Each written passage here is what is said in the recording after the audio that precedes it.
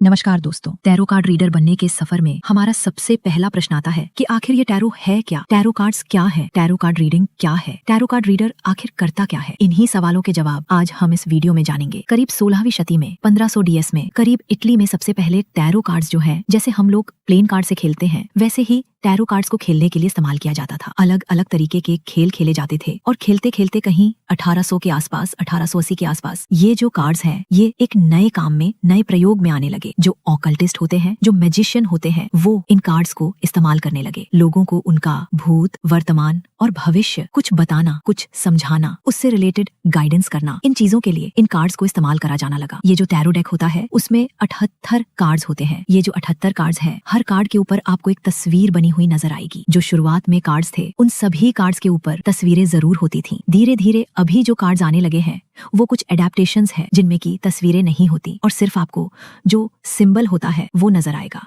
Please subscribe the channel and like or comments. Share the video.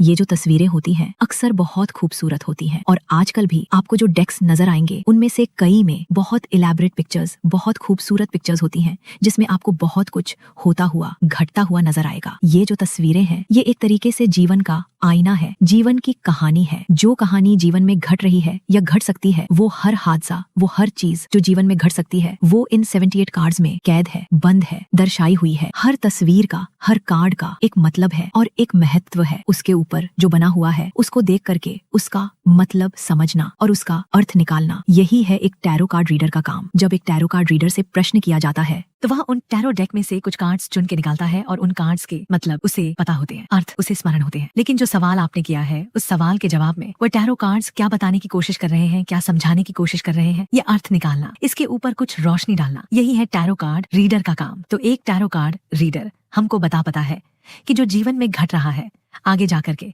उसका अंजाम परिणाम क्या हो सकता है और हम क्या कर सकते हैं उसका परिणाम कुछ बदल पाने के लिए। हम धरती पर कुछ सीखने आते हैं, लेकिन जब जीवन स्थिति हमें चारों तरफ से घेर लेती है तब हमें वह स्थिति इतनी बड़ी लगने लगती है कि हम यह भूल जाते हैं कि हम यहाँ पर कुछ सीखने आए हैं और उसमें उलझ कर रह जाते हैं। एक टैरो कार्ड रीडर का काम है उस स्थिति पर निष्पक्ष रोशनी डालते हुए हमें यह याद दिलाना या हमें समझा पाना कि हम इस स्थिति में क्या सीखने आए हैं। ये स्थिति हमको टेस्ट करने आई है, हमारी परीक्षा लेने आई है, तो हम इस स्थिति को कैसे हैंडल कर सकते हैं, हम इसमें क्या कर सकते हैं। दोस्तों, आशा करती हूँ आपको टैरो कार्ड्स क्या है, टैरो क्या है और एक टैरो रीडर क्या करता है, इसके ऊपर मैं आपके लिए थोड़ी रोशनी डाल पाई होगी।